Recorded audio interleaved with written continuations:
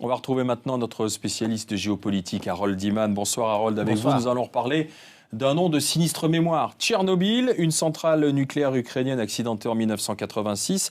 Aujourd'hui à Tchernobyl, il y a eu l'écroulement partiel d'un toit dans la salle des turbines. Les groupes Bouygues et Vinci qui travaillaient sur place sur le nouveau sarcophage ont évacué leur personnel. Visiblement, il n'y a pas de risque d'irradiation.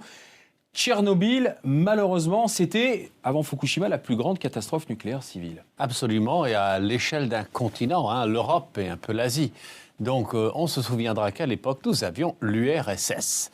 Et ce Tchernobyl était donc dans le système nucléaire soviétique. Il n'était pas ukrainien, il n'était pas biélorusse, c'était soviétique.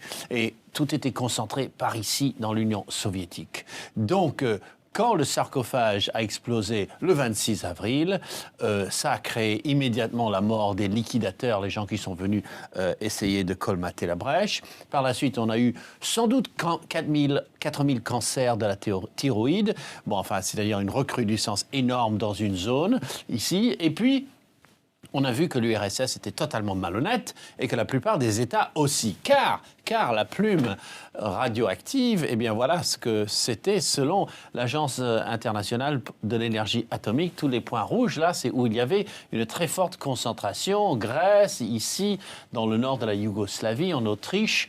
Et c'était quand même, et là-bas en Suède, c'était quelque chose de phénoménal. Alors, est-ce que depuis cet accident de Tchernobyl, dans cette région, dans ces États, la question du nucléaire a été résolue et en toute transparence? Alors, on a stoppé, bien sûr, la construction du modèle Tchernobyl, qui est celui-ci qu'on est en train de recouvrir pour introduire très lentement un modèle à eau pressurisée, beaucoup moins dangereux.